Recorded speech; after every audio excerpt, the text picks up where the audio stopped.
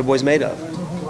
You had the chance to fight in the main event earlier this year. Obviously, the fight didn't go through, but you're getting that opportunity again. How important is it for you to showcase all your skills in this fight and really remind people that you're someone to be noticed in this division? Yeah, I was supposed to be main event on Valentine's Day in February in Denver, fighting Brandon Thatch. I ended up tearing the cartilage in my ribs, and so I was out for that fight. But to get another main event shot is awesome. I mean, UFC's they're finally seeing and recognizing me and know what I can do. I love, I'm a fighter. I like to go out there and put on a show, and hopefully I can do that for you guys, July 12th. What do you make of Jake's last performances, though? He's back on the winning streak and putting things together well. Yeah, I agree. I mean, his last fight with Koscheck was awesome.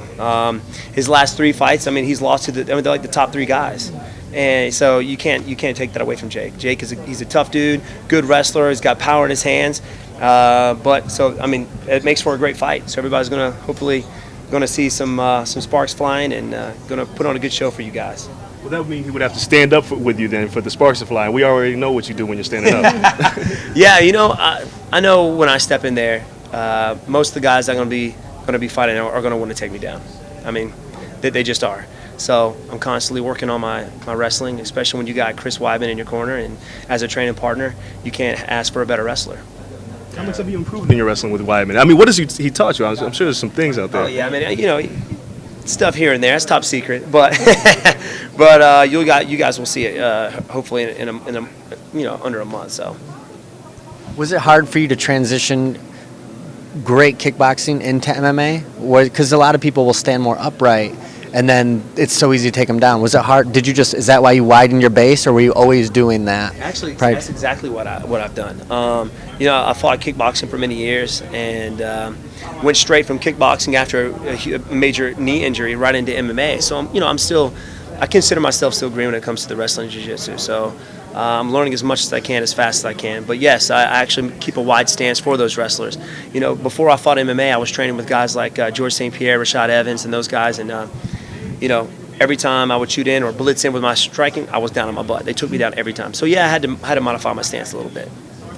With Chris, obviously Vitor has been a needle or a thorn in his side for a long time. Inside the camp, though, how much did he talk about him? How annoyed was he with Vitor? Was there a lot of dialogue about him? Actually, no. I mean, being back in New York and Long Island with training with Chris, he doesn't. He stays focused on his training and what he's got to do. And I think all fighters should are like that. Yeah, for the fight to hype the fight up. They talk a little bit, but when it really comes down to it, they really don't care.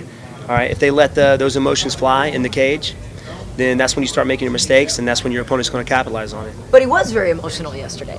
He was, man. From what I hear, I heard, I could kind of read his lips a little bit, how he was talking about Vitor's, testosterone were higher than him, and Chris is, 10 years younger than him, so. What are your thoughts on that with Vitor? Everybody's got an opinion about Vitor. Do you have one on the higher testosterone is heading into the weigh-in yesterday? Vitor, he's an older guy. You know what I mean? And to stay with the game, especially with these high athletes, guys, top of his game, he's got to be doing something. The guy's, almost 40 now? Look at him. So, I don't agree with it, obviously. It's cheating. Cheating's cheating.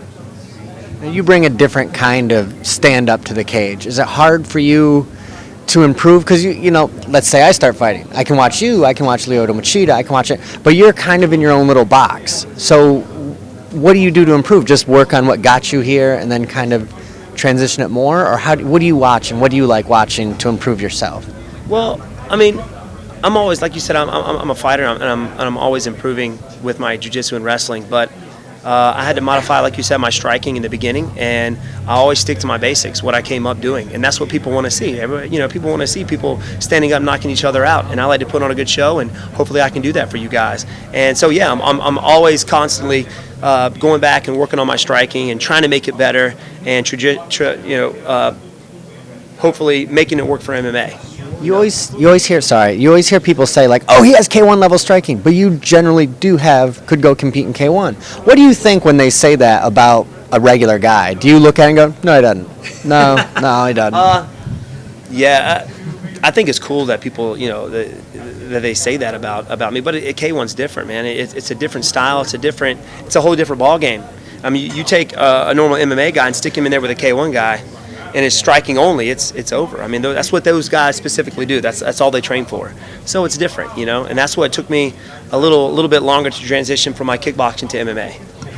How did wrestling and jiu-jitsu and all that affect your stand-up cardio? Because it's just a completely different.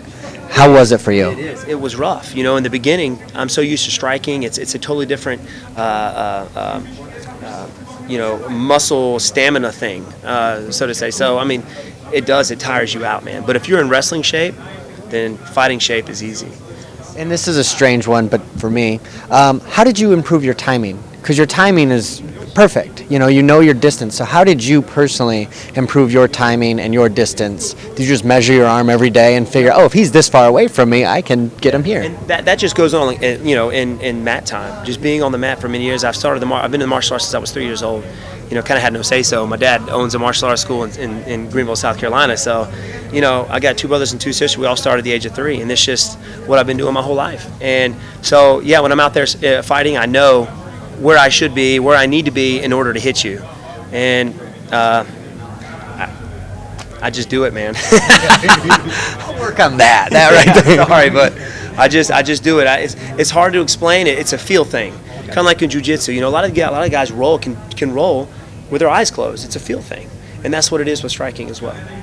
See, what do you walk around at? Because you look pretty lean. You're going to be obviously fighting at 170 pounds, but a lot of the guys seem a little thicker than you do when they're, out.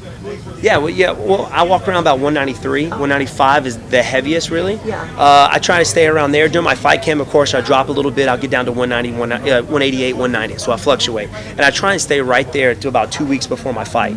And I just feel comfortable there. I've been up to 210, 205. I did that before I fought Matt Brown, and definitely didn't work out for me there.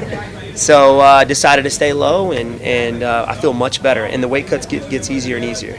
It's a science, man, the way these guys do it, So. Do you I personally, I don't think weight cutting is as good for some people, because that's how deaths happen in college wrestling. Right. Going forward, do you think that could be potentially fatal, or do you think it is such a science that no one will get really badly hurt? Yeah, well, cutting that much weight, there's no getting around it. It's bad for you. But there's a right way and a wrong way to do it. You get guys who try and cut 25 pounds overnight. Yeah, you're going to have some problems. Your kidneys are going to hurt. That's why you get some of these guys out there who don't know what they're doing. They die. They end up dying. So, the best thing, especially for the guys up and coming, get somebody who knows what they're doing, to help you with that. And I think the more your body does it, the more it gets accustomed to it, and the easier you lose that weight. Your body's used to it.